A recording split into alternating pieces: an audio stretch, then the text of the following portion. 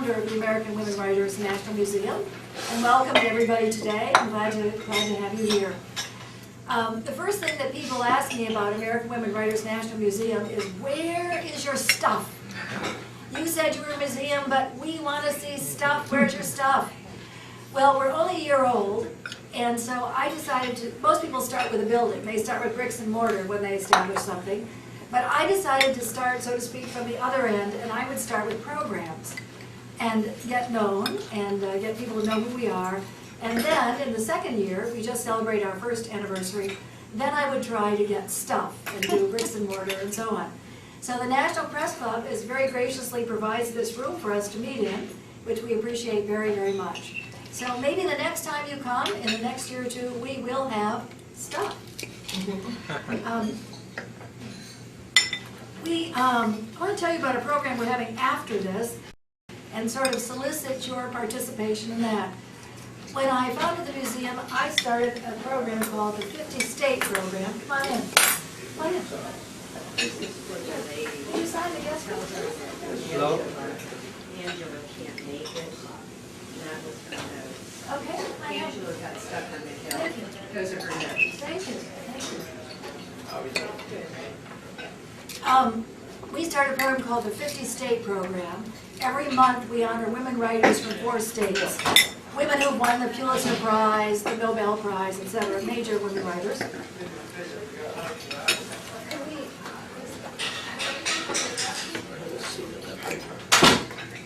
Sorry, this is a little bit informal. Major women writers. So after this program, if any of you would like to participate in reading excerpts from the writings of 4 women, I would love to have you. I already got a volunteer here. Tell me your name. Linda Reese Davidson. Linda has volunteered, and they're very short excerpts. So if anybody wants to stay after and help me with that, I would love to have you do that. Our main speaker and our moderator today was going to be Angela Greiling Keane, who is president of the National Press Club. And she is a journalist. She's a working journalist for Bloomberg News. And her assistant, that's what the informal things were at the door, was just giving me her remarks. She was called to the Hill. So she very much regrets that she can't be here today. And she was going to do the moderating. But we will forge ahead anyway without her. And I've shown the questions. Let me show them to Ms. Canterbury, and I will do the intros. I did first briefly just want to speak, since we have journalists here today, I want to take 2 minutes and speak about the woman for whom this room is named, Sarah McClendon. Sarah McClendon was 92 years old when she died a few years ago, and she was a White House correspondent. She was born in Tyler, Texas, and Sarah joined the Women's Army Corps during World War II. She was pregnant, and at that time her husband left her. Then the Women's Army Corps fired her, asked her to leave because she was pregnant while she was there, even though she was married. And so Sarah took a job with the Philadelphia Daily News. They hired her because during the war, there were not enough men, so they hired her. But when the men started coming back from World War II, they fired Sarah. And so Sarah was very enterprising, and she founded her own McClendon News Service. And she was very famous at presidential press conferences for asking presidents of the United States what some people consider to be embarrassing questions. But other people thought, why didn't somebody else ask that question? That's a very good question. But anyway, that's the person for whom this room is named, and so it's very appropriate, since we're with journalists, to mention who Ms. McClendon was. And there's a very good segue from her biography. Citizen journalist is a mission I took for myself, Ms. McClendon wrote. It offers the best opportunity to serve one's country, the people, and the public interest. That's from Sarah McClendon, for whom this room is named. And that's a perfect segue, serving the public interest, into our great panelists today. The first one of those is Lucy Dalglish. Ms. Dalglish, as I introduce you, I have a little... Oh, how nice. Thank you. That's lovely. And Lucy Dalglish is probably the most famous FOIA lawyer in America. She is very difficult to get as a speaker. And I was extremely honored when she agreed to do this event, Stay at Lunch. She is now Dean of the Merrill School of Journalism at the University of Maryland. And she is a graduate, I believe, of Yale and, did you say Vanderbilt, I believe? Vanderbilt. Ms. Dalglish. And she has worked as a journalist, and she's going to be our speaker next. And then we are also very honored to have, since Angela Greiling Keane couldn't come, we have another Angela. We have an Angela substitute. And this is Angela Canterbury, who is Public Policy Director at the Project on Government Oversight. And Ms. Canterbury has testified 5 times before Congress, four. And so she is very well versed in FOIA. That's what she's mainly testified about. And so we are particularly honored to have her speak to us. The general nature of the event this afternoon, I thought I would first have either person, I guess since Ms. Dalglish is first, she could tell us what FOIA is, just in case you don't know. She'll tell you generally what is FOIA, Freedom of Information Act. And then she's going to update us on FOIA and tell us some of the directions that FOIA is going. I was talking with her before this event, and she has some fascinating insights into the Freedom of Information Act. And then, well, I guess we'll give her 30 minutes, and then we'll give Angela Canterbury 30 minutes. I won't do that to you. Okay, 20 minutes. And then Angela Greiling Keane, president of the National Press Club, left, her assistant just came in and gave me several questions. So if the speakers want to do maybe 15 minutes then each, and then we can go through those questions, and you can ask questions. I know some of the people here have already told me that they have questions they want to ask about FOIA.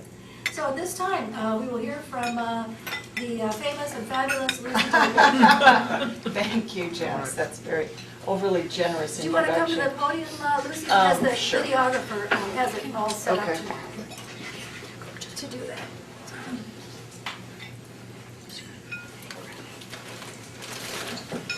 I will try to do this rather informally. I think it's fine. I don't think it's going to slide. It's really a pleasure to be here. I thought I would start out by telling you a little bit about my background and how I got into this area, and then talk to you a little bit mostly about federal FOIA, but then make some observations about the right to get access to government records on the state as well as the federal level. I was a reporter and an editor in St. Paul, Minnesota for about 13 years before I went to law school. But along the way I started working as a volunteer with the Society of Professional Journalists. In fact, I did that while I was an undergraduate at the University of North Dakota, majoring in journalism. SPJ kind of got me, I got involved through them working with the National Freedom of Information Committee. And it kind of piqued my interest. My favorite thing to cover as a reporter was always the law. And I got sued for libel early in my career, and I found the entire experience fascinating. Not many people who are sued find it fascinating, but I just thought, and I looked at my lawyer and I thought, well, if he can do it as I can. So, anyway, we became good friends. But anyway, journalism and law are very closely connected. Journalists and lawyers have a lot of the same traits. We take information, we process it in some way, and then we turn it into a product, either as a story or a piece of advocacy. Lawyers do the same thing. They're mostly advocating, but there are a lot of transferable skills. That's why so many journalism majors end up going to law school.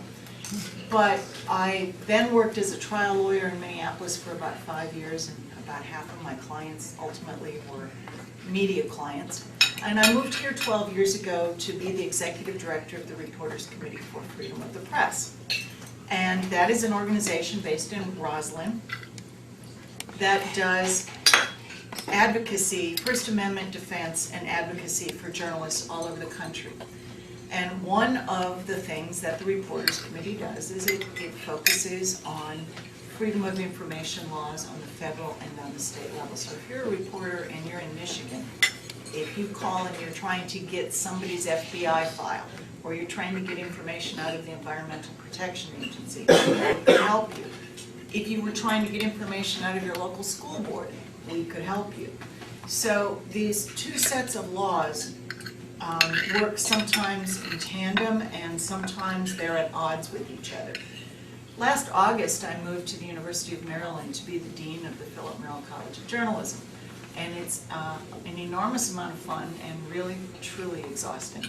But it's an interesting way to bring all of those in and train a new generation of journalists, as well as teach them how to be advocates for themselves. We require media law and ethics before anybody can graduate, either on the graduate or the undergraduate level. But one thing that you have to start out with from the premise, so many journalists will go up to a public official or a bureaucrat behind a desk and say, I want this. I have a First Amendment right to have this. No, you don't. So let's start there. The First Amendment protects our right, basically, and I'm really boiling this down. The First Amendment protects anyone's right in this country to publish what they have. It protects also your right to gather information clearly, and that right is only absolutely clear in one context, and that is in the context of the criminal court system. The U.S. Supreme Court has spoken out and says the public and the press have a First Amendment right to gather information and to view what's happening in a criminal courtroom. Those rights have been transferred by many courts to include civil cases.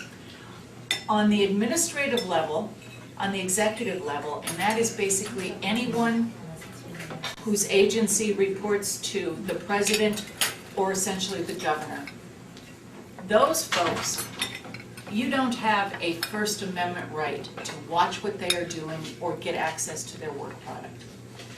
But starting, 60, 70 years ago, a handful of states started passing laws that said, we're going to give you a statutory right. That is an actual law passed by a congressional or a state legislative branch. We're going to give you a right to have access to certain types of information, whether it be a record or access to a meeting.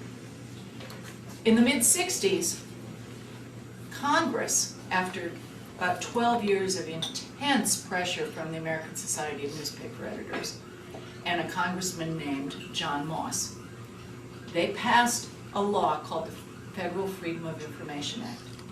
And that law said that the public shall have access to information collected and maintained by federal executive branch agencies. That's like the Education Department, the Justice Department, the Health and Human Services, folks like that. You have the right to get that unless it falls under one of 9 exemptions. And I won't go into great detail about what those exemptions are right now. Lyndon Johnson signed the bill. He didn't really want to. But we have spent the time since 1966 expecting a lot out of that statute.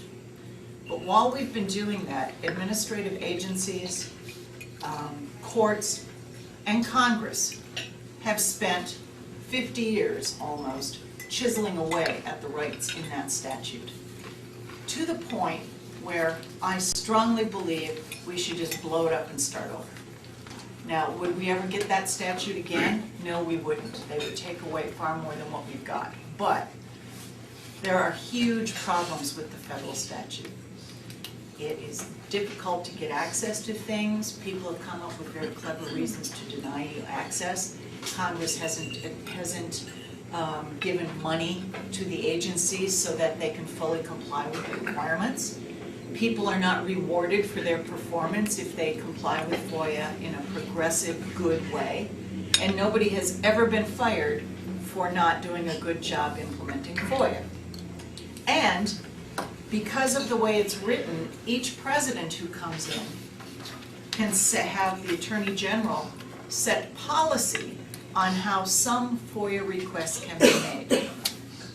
Not every request that people make for information is going to fall neatly into a category.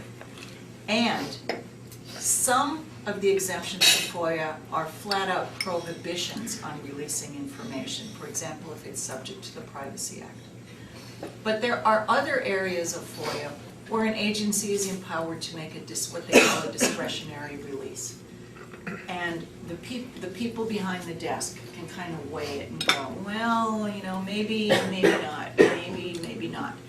Every time we have a change in presidential administrations, the incoming AG writes a memorandum that says, in the instance of these discretionary releases, we want you to very liberally release information and only block it if there's a foreseeable harm. Or, you know what, if you have a choice here, close it down. And so there is great discretion here, and the folks who are in the agencies, the folks who actually respond to these requests, for the most part, are apolitical. You know, these are career jobs most of the time, or they're from contractors. A lot of agencies contract out this activity. So you've got political folks at the top telling you what you're supposed to do, and then it trickles down very, very slowly. The folks behind the desk and folks behind the computer terminals are trying to interpret it. There is not a single state in this country that does not have a better statute regarding their records than the feds have regarding federal records. Every single state, even the really bad ones, even Illinois, is better than the federal statute.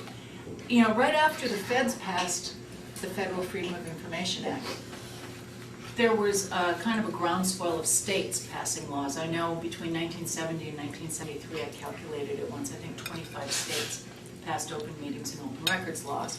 It was a combination of the precedent set by federal FOIA and the Federal Sunshine Act, as well as reaction to Watergate. People were saying, look what if you're not keeping an eye on these people, look what they will do. So that was, I think, really the heyday of what was going on. But we have some inherent conflicts in how the Federal Freedom of Information Act is interpreted. Angela and I were talking about this when we arrived this morning. One of the problems is the folks who are charged with giving guidance on how to interpret FOIA, that's the Justice Department. They are also the folks who are supposed to represent the government agency if the government agency gets sued. So they don't have a lot of incentive there to empower the agencies and give them guidance to comply. Money is a huge problem. Even if the agencies want to comply, they often don't have the money to hire the staff that they need to have in place to process the requests in a timely manner. Things stack up. Now there have been about roughly, I once calculated like every 8 to 10 years there were some pretty substantive amendments to federal FOIA. 1996, e-FOIA was passed. That was what was supposed to, sponsored by Patrick Leahy, it was supposed to bring federal FOIA into the digital age and get people ready, and you could request electronic records, and folks were supposed to take frequently requested records and maintain them so that other people could come behind them and not start from scratch. You know, you were supposed to be able to post frequently requested records and everything. I figured that by the time the Obama administration came in, when the Obama directive came down, they essentially, in many respects, were finally saying, we're going to implement the 1996 statute. That's how backward it had gotten. In 2006 and 2007, we got the latest amendments passed. There have been some major improvements, and to be totally fair, having been a requester before those amendments and after, there have been some improvements made. They're doing a better job of tracking your responses. They have empowered the federal employees to call you. And, you know, in the last several years before I left the Reporters Committee, people were fairly frequently calling me and saying, well, you've got this request in. This is what I've got. This is what I don't have. you ask for paper or electronic. I have it in this other format instead. Will that work? Or, you know, if you ask for your dates within this certain window, I'll be able to give you better records. You know, and they're being more helpful. They've finally been empowered to do that. So from that, in that respect, it's been helpful. You can now make, in almost all of the agencies, you can send an email request. And they can get back to you with email. And they'll give you electronic documents. So in that regard, it's better. When the Obama administration came in, and we were really, really expecting fantastic things from them. Or at least other people were. I'm kind of by nature a cynic. So I thought it would be better, not great, but better. There were, Angela, were you at that meeting out at BWI right in the fall of 2008? Gary Bass. I was on the phone, I think. You were on the phone, okay. But yes, we were helping to draft what the became document. the first day The first day memo. There were a number of government agency or public interest groups that got together in a 2 or 3 day retreat at this maritime place out by BWI Airport. And we sat down and said, in a perfect world, what would the incoming president have as policy, and what would the incoming president have as a directive from the Justice Department? And we were kind of dreaming, and we had people from the left, we had people from the right.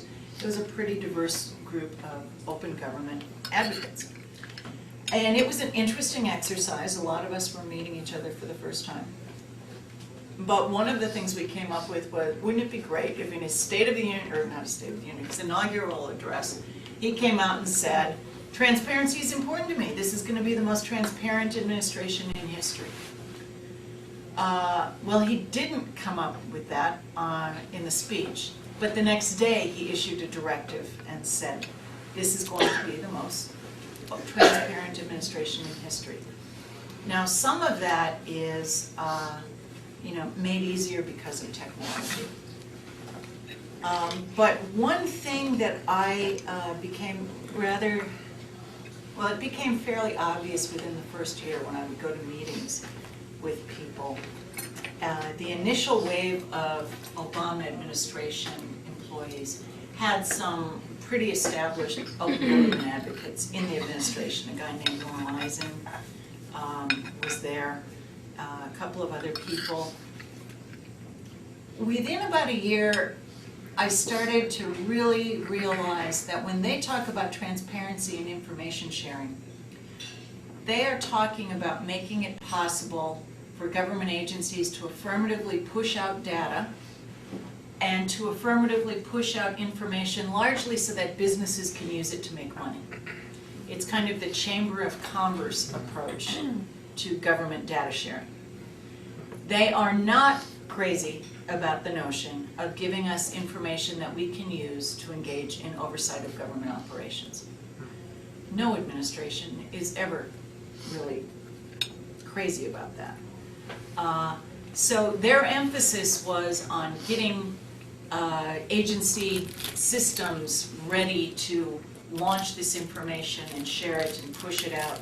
They required each agency to affirmatively post 3 high-value data sets. You know, in all the years that I was a journalist or working with journalists, there is not a single reporter who ever called me and said, you know what, I really want access to this high-value data set. They want information to help them with a story. I want to know how many women between the ages of 19 and 25 who worked for the Peace Corps have been murdered on the job since 1972. That's what I want to know. That's not a high-value data, it's not the traditional data. What reporters typically want is oversight information. And while you can get it, your wait is going to be very, very, very long. And some agencies are going to perform and produce that information for you better than others. The other thing to keep in mind about FOIA is you don't get to write them a letter and say, I want you to look at everything you've got and answer these 4 questions for me. That's not the way it works. They don't have to explain anything to you. They don't have to interpret anything for you, unless they want to. They almost never want to do that. They're going to give you the raw information, and it's up to you to figure out how to use it and to be responsible in how you interpret it. It's been kind of an interesting adventure. The other thing that Angela will probably also talk about a little bit, I was with your boss, Danielle, and a few other people when we went to visit President Obama about, God, I lose track, 2 years ago? I think it was 2 years ago. It was March. I think it was March 2 years ago. Sunshine Week, yeah. And that was kind of a coup to get in and talk to the president about transparency. We talked about the Federal Freedom of Information Act. We talked about other actions that the administration was going to take. One of the things that has been rather distressing, people I think had unrealistic expectations about what this administration was likely to do when it came to national security information. We thought, oh, maybe they'll, all of these pending FOIA lawsuits we have out there, which by the way are very, very expensive, far more cumbersome than anything you can do on the state level. It can take decades, as Seth Rosenfeld from San Francisco learned. He's just now getting information he requested in 1972. Oh my God. So, you take this information, yeah, had to do with Nixon administration, Johnson's, I think it goes back, FBI stuff. But we were talking to the president about, national security information, and a lot of people thought that when Obama came in, he would roll back some of these espionage investigations and espionage prosecutions. Back between about 2001 and 2007, that was kind of the heyday of subpoenas of journalists to find out who their confidential sources were, because there were a lot of leaks having to do with the war on terror. And back then, the only way you could find out who was giving the information to the journalists was to ask the journalist. These days, they don't worry about that. They all know who we're talking to. They're spying on all of us, essentially, is what it boils down to. Maybe not actively, but if they identify someone who would have had the ability to research that, they will go to that government employee's records, figure out who they know, who's a reporter, and triangulate it and shoot it out, and they will go out and get your phone records, your airplane records, your credit card receipts, all of these things. So journalists are not being subpoenaed as often, but they also continued a lot of these investigations that the Bush administration had started and have launched a few of their own. There, I think, are numerous reasons for that. Possibly the biggest one is WikiLeaks scared the hell out of them. They saw what was possible, and it scares them because they know that they no longer really have control, and that you can have these huge data dumps. And there's nothing you can do to lean on the reporter. And by the way, it used to be in the days when the Washington Post and the New York Times would call you and say, Mr. President, we have this information. Before we publish it, can we come in and tell you what we've got, and we're going to give you the opportunity to tell us what might be irretrievably damaging to national security if we published it, and we'll figure out some other way to present the information we need without harming anyone. Well, folks who are getting data in situations like WikiLeaks, they're not bothering to do that. And and I understand this, it's got them all spooked. But they are going around and aggressively going after the folks who are leaking it. So I think to expect the Obama administration to not do that is really unrealistic. But I'm going to, I've probably eaten up time here, but if, Angela, would you like to, maybe we could, oh, yeah, you have a question? Yeah. What information you request or anybody requests is now they are giving you in electronic data or not? Second is how do you know the data that you receive is reliable, accurate, or there are just some junk Well- And they would charge you a lot, I don't know if they charge you journalists, but if you ask about it. The second question is, how do you evaluate the reliability of the information? And first question was, what? I'm sorry. Whether it's in the electronic form, the computer data, or Yeah. they give you a lot of junk paper, and they say that they collect their information. If you ask for it in electronic form and they store it in electronic form, they're supposed to give it to you in electronic form. But some really old stuff that's not in electronic form, the law does not require them to digitize it just to give it to you. But later stuff, as far as reliability is, we don't know if it's reliable. That's why a good reporter, but the fact that the government has lots and lots of unreliable information, that's a story in itself. So a good reporter will take the information that they get from the agency and try to do research to find out whether or not this data set seems to be accurate. But no, there's, you get what they have. Could we wait for questions till we give Angela Canterbury an opportunity? Sure. And then we'll Thanks. you can ask both women Okay. questions. Ms. Canterbury, thank you. As we're known, and Pogo is a small nonprofit. We work on keeping the federal government accountable, effective, and so we work with whistleblowers on the inside and watchdog what the government is doing, and then we also propose solutions. We work on reforms, and that's really the bulk of the work that I do. So how do we fix what's wrong? And when it comes to FOIA, that's not an easy answer, and when it comes to creating more openness, as Lucy said, it's just rife with problems, and so it's hard to know where to begin. But I think I'm going to begin where I was going to end, and that's on the national security issue, because really, truly, we have two American governments. We have one that looks like a democracy, where we have the people's right to know, we have whistleblower protections, we have civil liberties, and then we have this national security state, where there are illegitimate secrets that are kept, and claims of national security are growing. It is a place where your rights are trumped by these claims.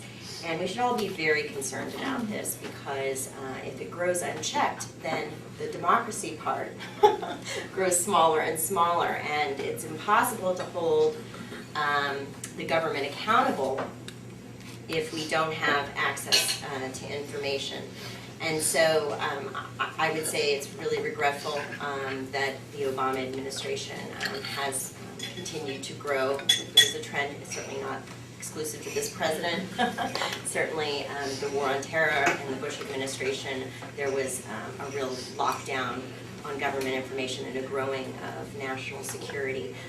But this president, Obama, came in promising to protect whistleblowers, promising to have the most transparent government in history. And so the national security state and the secrecy there really does undermine the credibility of the good work that's been done in other parts of the government. I'll say a word about whistleblowers, and Lucy's absolutely right that there has been a real backlash post WikiLeaks. This president is the first to support expanding rights for federal workers to hold his administration accountable. We were incredibly pleased to have him as a partner in passing legislation that we had worked on for more than a decade. And when Congress finally passed an upgrade to federal worker whistleblower protections, they left out the national security intelligence workers. And so then the president issued a directive to protect those workers for the first time, and it's actually it's a framework that has some good parts to it, but ultimately it's never going to succeed in truly protecting those workers because it's a closed circuit system. So those whistleblowers can only disclose wrongdoing inside, and then there's no way to appeal, and there's no way to have an independent review over the whistleblowing and the retaliation that ensues.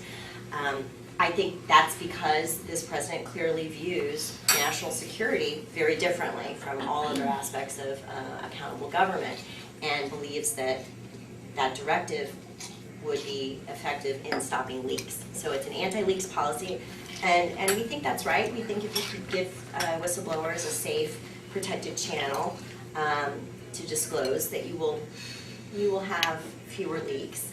You also have to have fewer things classified, because right now, and this is a huge problem with FOIA as well, national security claims are being used. And Exemption 1, which is for classified information, is being overused and is at an all-time high for the Obama administration. So we've just seen it increase and go up. But we cannot keep the few very legitimate secrets that we have if we're calling everything secret. This is, a problem of resources, and it's a problem of management, and it's a problem for all of us, and it's a problem for the public's interest, and it's a problem for journalists being able to tell the story. So national security and the war on leakers, the Espionage Act being used under this presidency more times than it has been used in all other administrations combined to prosecute so-called leakers is very disturbing. Also, this president has done some very good things. As Lucy mentioned, there's been a tremendous amount of proactive disclosures.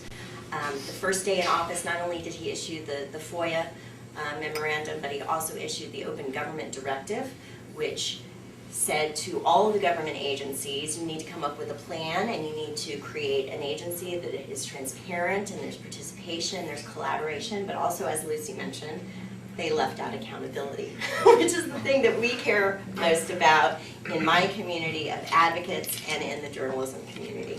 Don't you think that in some ways the Office of Inspector General, their role is accountability as well, and so that piece is, covered by the OIGs? Right, so the question was, isn't that the job of the Inspectors General? Not that it isn't of the press as well, but... Yes, absolutely. There are internal watchdogs, and our Inspectors General are responsible for keeping their agencies accountable. So you're absolutely right. There's also the Office of Special Counsel, which takes in disclosures of wrongdoing and does investigations and has law enforcement authority. And then there is an adjudicating body for those investigations called the Merit System Protections Board. And then there's the GAO, which does internal investigations and then does reporting. So there are internal mechanisms for watchdog. Internal to the government, you mean? I mean internal to the government. And then there are organizations like mine that watchdog from the outside. And then there are the journalists who also, of course, hugely play that role. And then there are everyday Americans who, find something wrong and try to work to fix it and uncover wrongdoing. And one of the most important tools for doing so is FOIA. And so how do we fix what's wrong with FOIA? It may be that we need to completely start over. I would not be at all opposed to that. There have been, as Lucy mentioned, some attempts to provide fixes. Most recently in 2007, the Leahy-Cornyn bill that created an independent agency called the Office of Government Information Systems, which was an attempt to get away from this conflict of mission that Lucy mentioned that we have at the Department of Justice, where the Office of Information Policy is supposed to promulgate the President's directive on a presumption of openness in FOIA, but at the same time, they are defending the agencies in court when they withhold information. And so there will never be a body that's going to make FOIA work, because it's in their interest for it to be as complicated as possible, for as legalistic as possible to get information. Most FOIA denials are overturned on appeal. And that tells you they were wrong from the start, but they wanted to do all of this lawyering to block, to withhold. And you really have to have resources. As Lucy said, you have to have a lawyer or be a lawyer or have somebody, with some money to pursue cases. And it just shouldn't be that way. I will tell you that we're not the only ones who are facing these problems. There are other countries. I was just in the Czech Republic where they have a very similar law to ours. Unfortunately, I think it was modeled on ours. And so they are facing some of the same problems. So we've got this conflict of mission at Department of Justice, and we've got this attempt to create an independent entity that might administrate FOIA better, but we need to give it more authority. And there is some pending legislation in the House of Representatives where we have a few FOIA champions Chairman Issa and Ranking Member Cummings, who are on the House Oversight and Government Reform Committee, are actually very committed together, working in a bipartisan way to improving FOIA.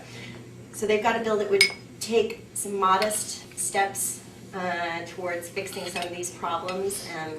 I think quite obviously we'd like to get some fixes in without having another 10-year battle to get legislation, which is what the last experience was. So this would provide this Office of Government Information System with a little bit more authority and a little bit more independence, and hopefully some more resources as well. It would do a few other things to tweak the system and create a council of FOIA officers and provide for the public to have more engagement on how to fix it, and do a study about what's wrong. There's also a Senate bill called the Faster FOIA Act, which would create a commission to also do that, to look at the problems and to offer solutions. Who's the sponsor? That's a Leahy-Cornyn bill, so also a bipartisan measure, and senators, these are our champions. These are the people who really care about the people's right to know, and there are 4 of them. I mean, there are others who sign on to these bills. It's Senator Leahy from Vermont, Senator Cornyn from Texas, you might be surprised, given what you said about Texas and judges before, and then it's Chairman Issa and Ranking Member Cummings on the House side, so also bipartisan. So we're hopeful that we might see this year some modest reforms to FOIA, but we've also been pushing on the administration to get tough with the Department of Justice and to step up and do some of the things that they can do administratively. You're making these promises, well, we need you to really fulfill them, and we need the national security claims to stop being overused. Lots of work to be done there with the administration.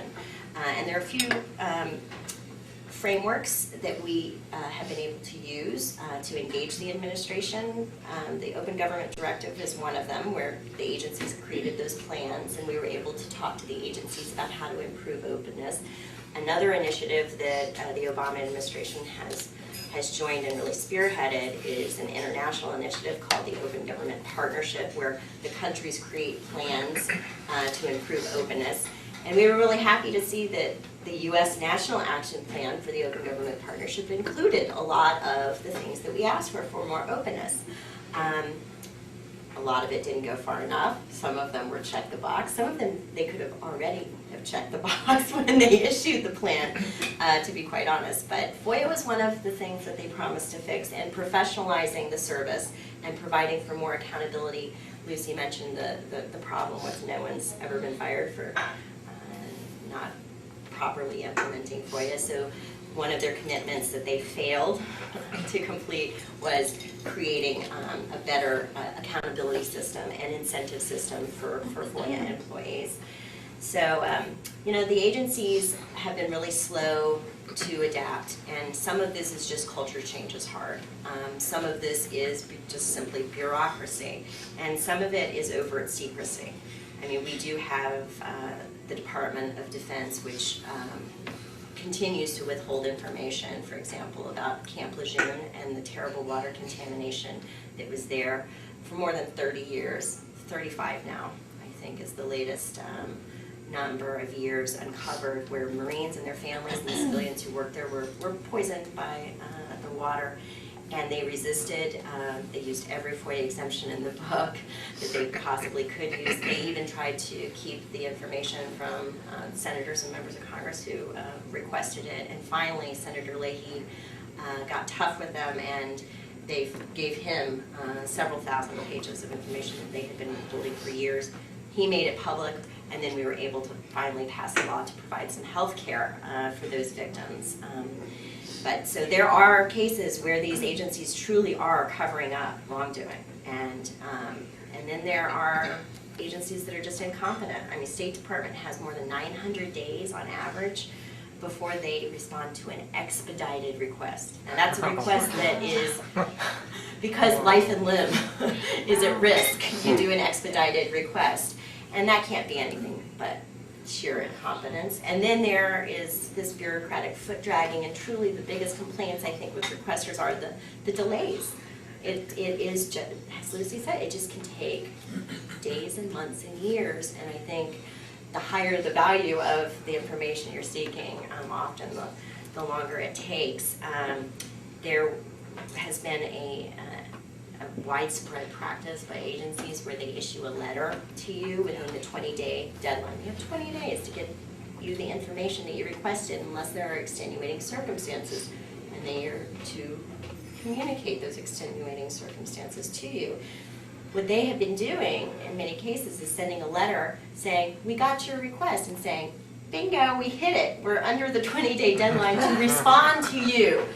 Well, our friends at CREW, which is the Citizens for Responsibility and Ethics in Washington, one of our partner organizations, sued the Federal Elections Commission, and just won. So that's a promising recent development in the courts, so that now these agencies can no longer do that practice. And we will have to watch to make sure that they are following this new precedent. I would say that the only way that we hold the government accountable and get the information that we have a right to is by pushing. And so if you're really interested in this issue, working with organizations like mine, even signing a petition, calling your members of Congress really does make a difference. So when this FOIA bill comes through, the more people they hear from, the better our chances that we'll actually get some good reforms in. So I would encourage you all to do that, and I'm looking forward to your questions. Thank you. I have one from Angela Greiling Keane, the president, who she couldn't make it. What's the formula for success in writing a FOIA request? What's the formula? Do you want to respond to this? Sure. Well, first of all, okay, all right. Sorry.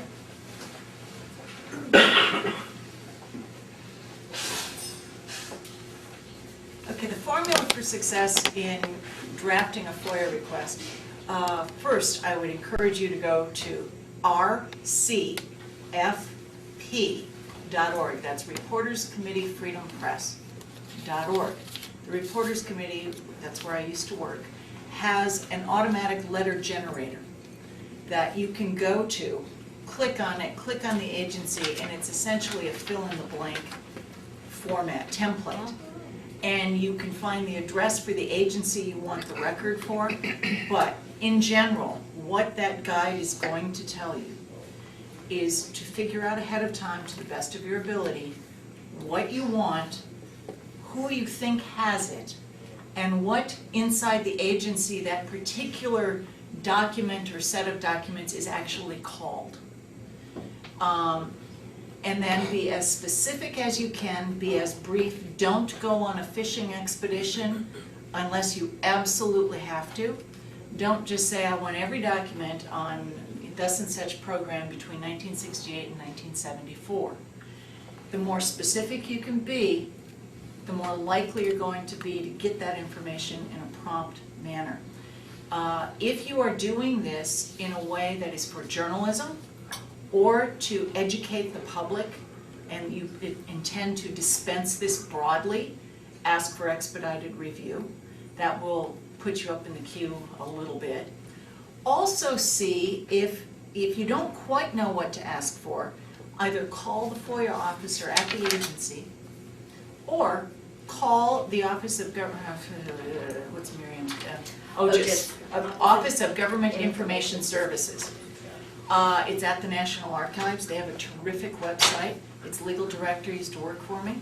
Its head researcher used to work for me. They are wonderful. They can help you frame that request as well. But I would start with the Reporters Committee website, and that will, if you just go into that website, click on FOIA services, that letter's going to pop out at you. So you don't have to reinvent the wheel. It will give you very, very good advice. Another question.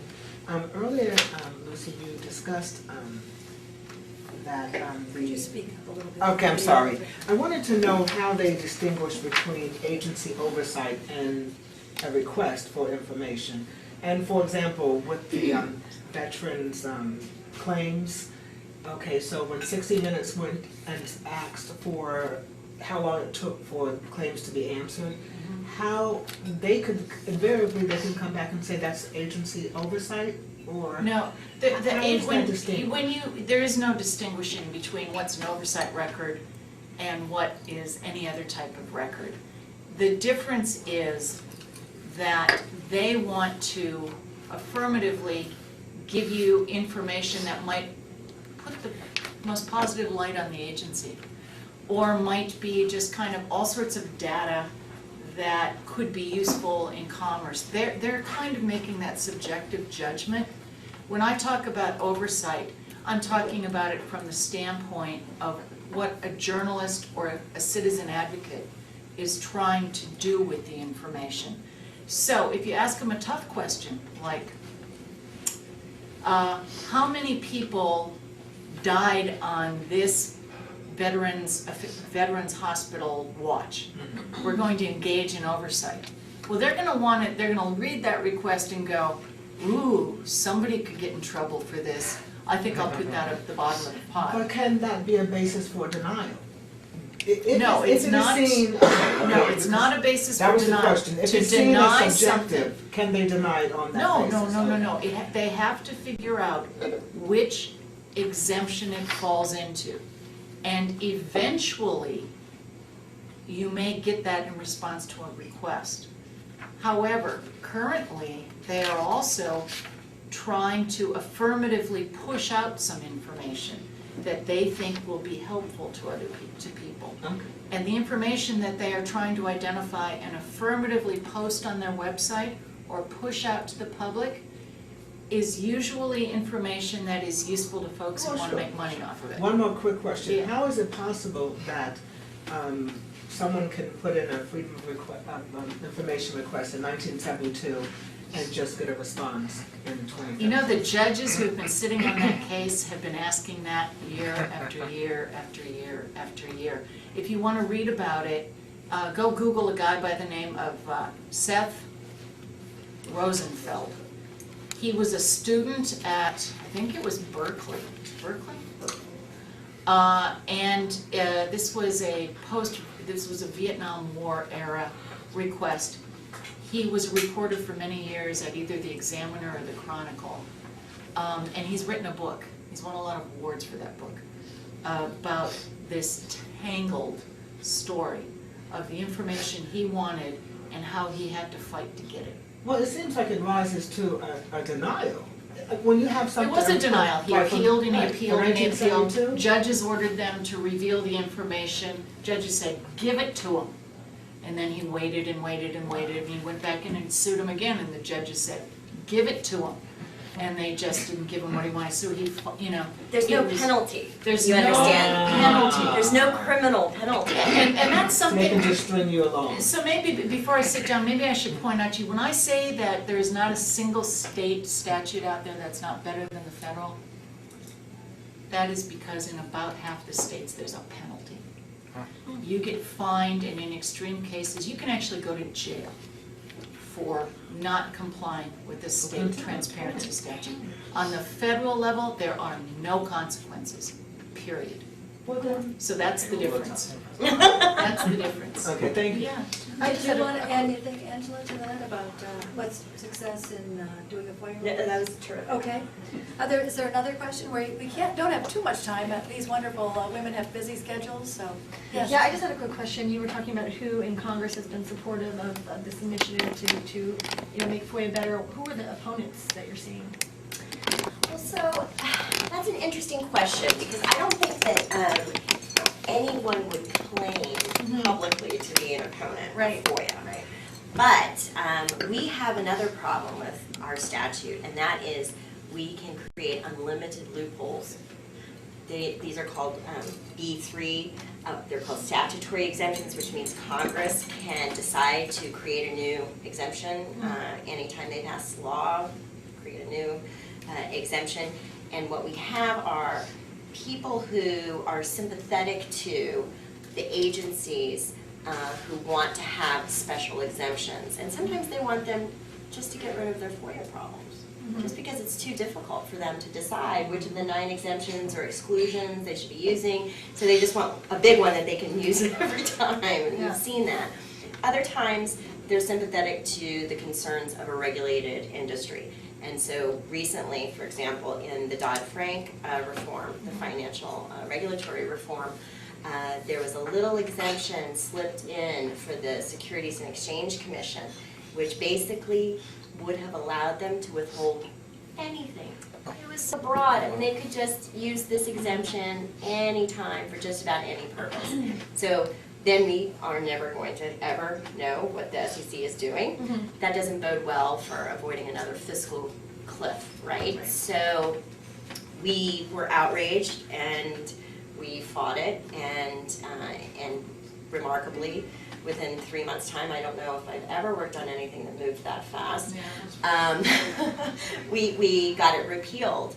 And now, unfortunately, there might be an issue with that fix, because in addition to yanking that piece, there was a definition that was included for regulating entities. The SEC said, hey, you just gave us a bunch more work to do. We've got these new entities, and so we need to be sure we can use Exemption 8, which is for banks, to cover hedge funds and these other folks and these agents that we now have to regulate.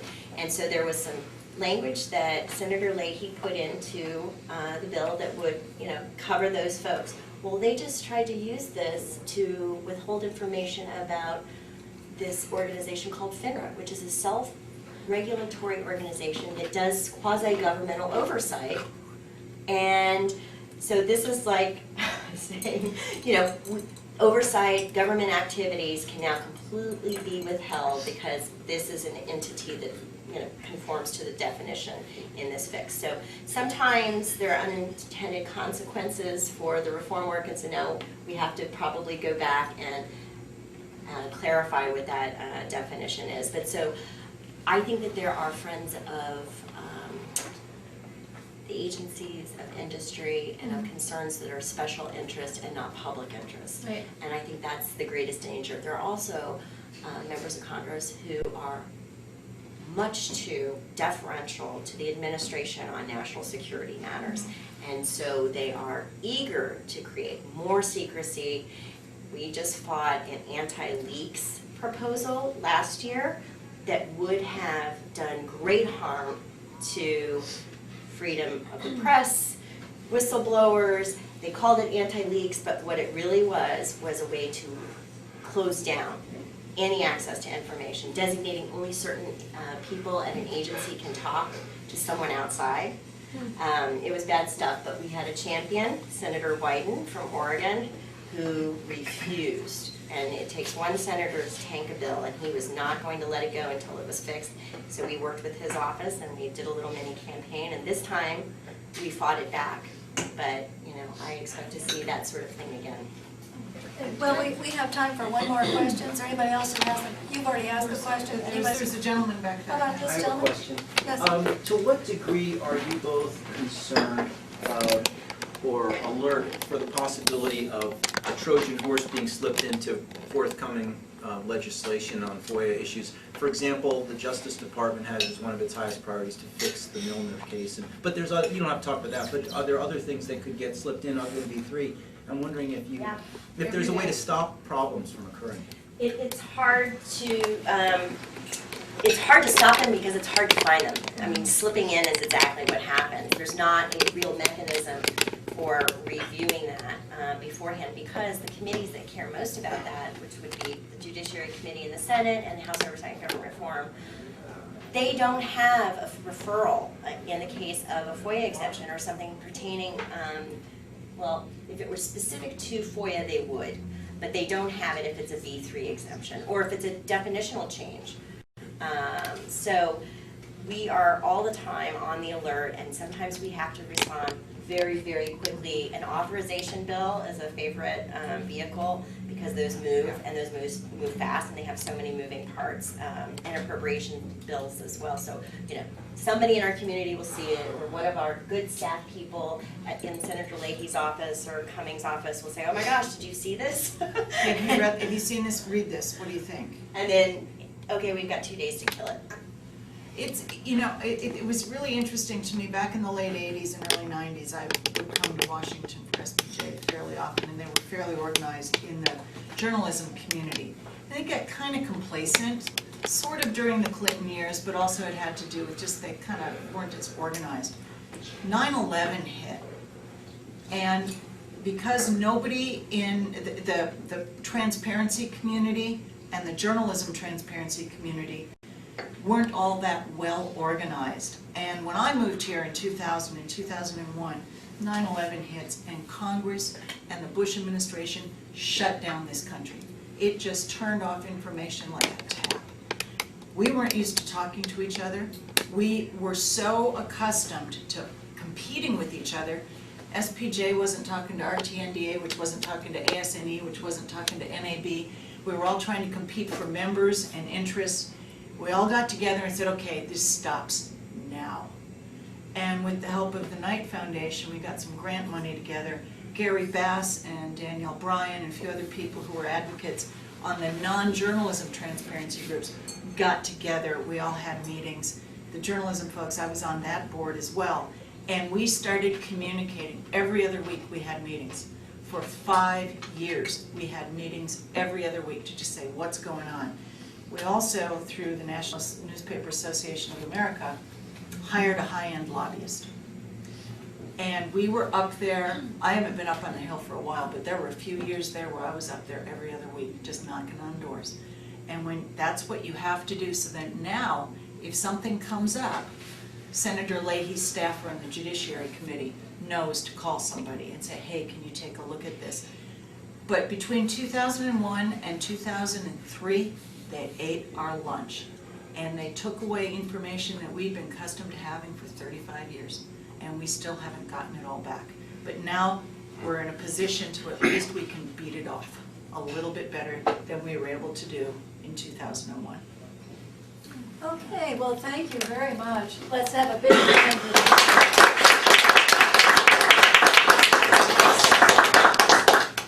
I just want you to appreciate, and I know you do, what really outstanding women these are. They're on the front lines of Freedom of Information Act work, and we are extremely honored to have them visit us this afternoon and bring us their thoughts on these very, very important issues.